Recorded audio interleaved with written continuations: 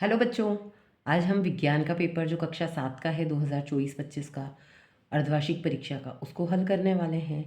इसमें समय है 2.5 घंटे और पूर्णांक है 60 अंक।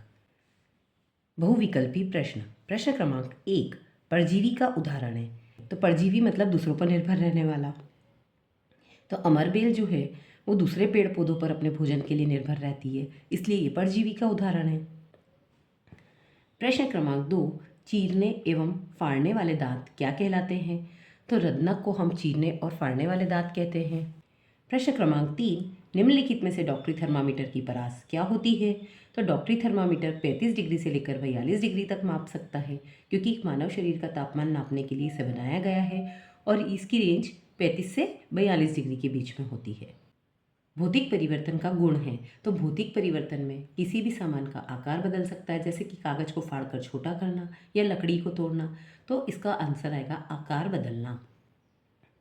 प्रश्न क्रमांक 5 भारी व्यायाम के दौरान हमारे पैरों में निम्नलिखित में से किसके जमा होने के कारण ऐंठन हो जाती है?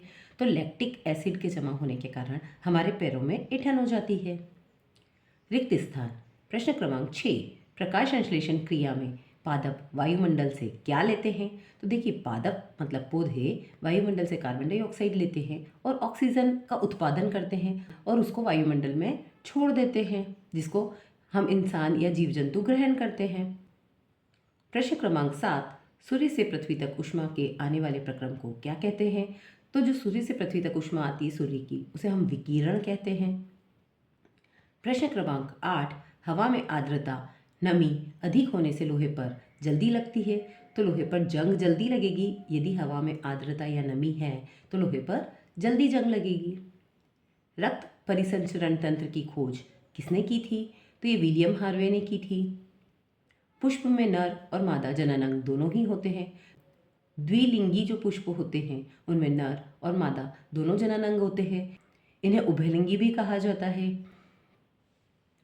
अति लघुत्तरी प्रश्न। प्रश्न क्रमांक 11 मृत जीवी किसे कहते हैं? मृत जीवी वे जीव जो मृत सड़ी गली चीजों से अपना भोजन प्राप्त करते हैं, उन्हें मृत जीवी कहते हैं। उदाहरण कवक या फफूंदी। प्रश्न क्रमांक 12 आहार नली को कितने भागों में बांटा जाता है? तो देखिए, आहार नली को मुख्य रूप से मुख, मुख गुहा, ग्रास नली, अमाशय, छोटी आंत और बड़ी आंत में बांटा जाता है।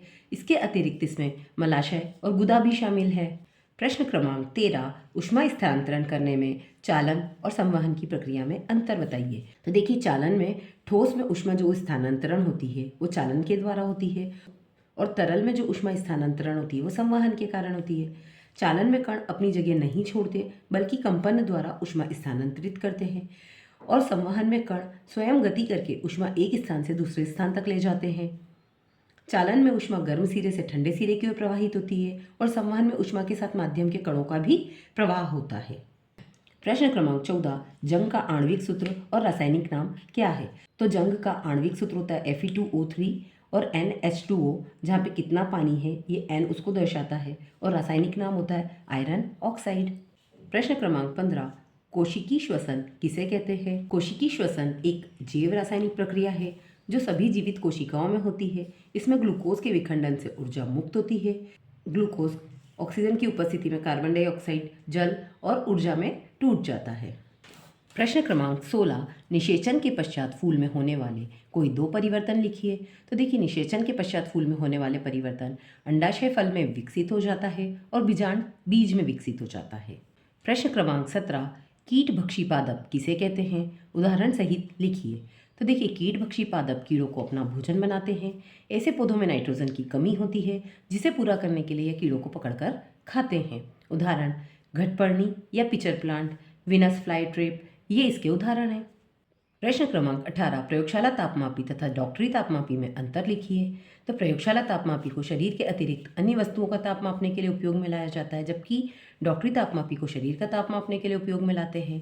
प्रयोगशाला तापमापी -10 डिग्री सेल्सियस से 110 डिग्री सेल्सियस तक का होता है, जबकि डॉक्टरी तापमापी का परिसर 35 डिग्री सेल्सियस से 42 डिग्री सेल्सियस तक का होता है। प्रयोगशाला तापमापी की लंबाई डॉक्टरी तापमापी से अधिक होती है, जबकि डॉक्टरी तापमापी की लंबाई प्रयोगशाला तापमापी से कम होती है। प्रश्न क्रमांक 19 आपको 3 द्रव दिए हैं, जिनमें से एक संतरे का रस है, दूसरा चूने का पानी एवं तीसरा शक्कर का पानी है। आप हल्दी के सूचक के रूप में प्रयोग करके उनकी प्रकृति का निर्धारण कैसे करेंगे? तो देखिए, संतरे का रस जो होगा वो अम्लीय होता है, अतः हल्दी का सूचक का अम्ल पर कोई प्रभाव नहीं पड़ेगा और रंग परिवर्तित नहीं होगा। तो हल्दी का सूचक हमें पीला ही दिखाई देगा। और चूने का पानी जो होता है वो क्षारीय होता है। हल्दी सूचक क्षार के संपर्क में आने पर रंग पीले से गहरा लाल हो जाएगा। तो वो जब रंग बदलेगा तो हमें पता चल जाएगा कि ये चूने का पानी है। और शक्कर का पानी उदासीन होता है। हल्दी सूचक का उदासीन विलयन पर भी कोई प्रभाव नहीं पड़ेगा, इसलिए यह पीला ही रहेगा और रंग नहीं बदलेगा। प्रश्न क्रमांक 20, आप कैसे दिखाएंगे कि दूध का फटना एक रासायनिक परिवर्तन है? तो देखिए, दूध का फटना एक रासायनिक परिवर्तन है क्योंकि दूध और फटे हुए दूध के गुण अलग अलग होते हैं और फटे हुए दूध से फिर से दूध नहीं बनाया जा सकता, इसलिए यह एक रासायनिक परिवर्तन है।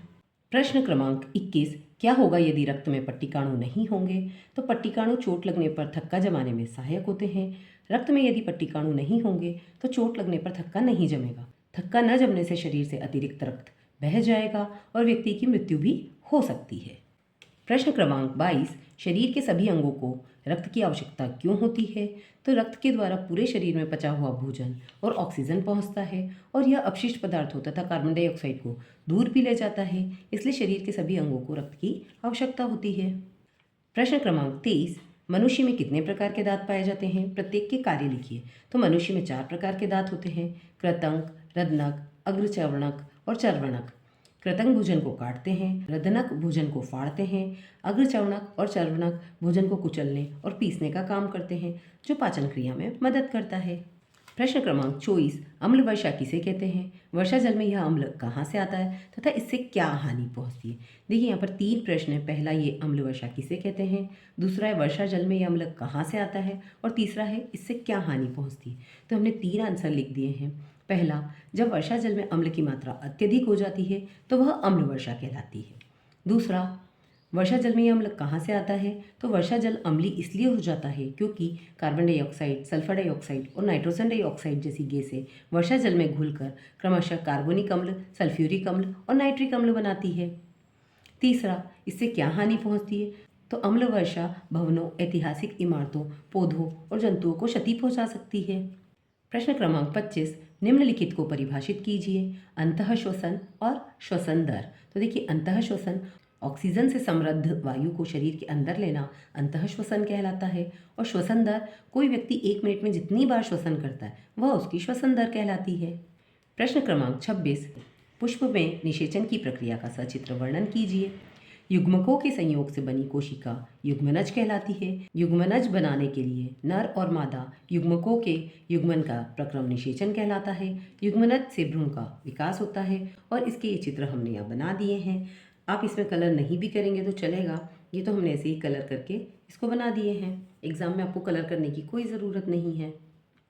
इसमें ये होता है अंकुरित होता हुआ परागकण, ये है अंड कोशिका, ये है पराग नलिका और ये है युग्मनज का निर्माण। यहाँ पर दोनों मिल गए हैं।